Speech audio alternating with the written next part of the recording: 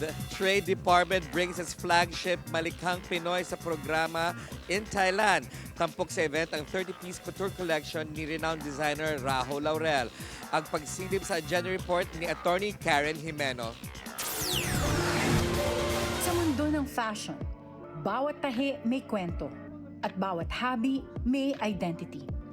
Yan ang makikita sa Malikhaing Pinoy Lahi, isang 30-piece couture collection ng isa sa most celebrated designers ng bansa, si Raho Laurel.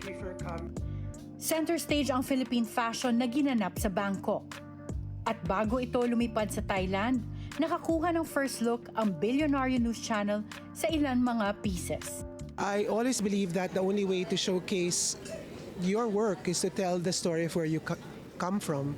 So it's important that for me to showcase who we are as a Filipino by showcasing our products, our weaves, our culture, and our heritage.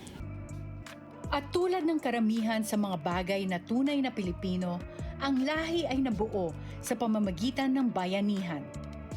Kasama ni Raho ang ilang Filipino creatives na master sa accessories, weaving, metalwork at design para mabigyang buhay ang bawat look.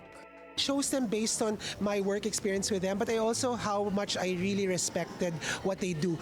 And together we collect this curated vision of what it is to be a Filipino today, how it is to be a creative Filipino today.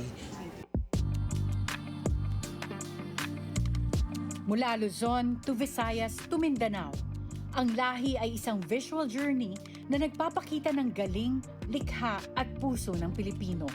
Bukod sa isang fashion show, ang lahi ay isa ring statement na ang kultura at creativity ng mga Pilipino ay world-class.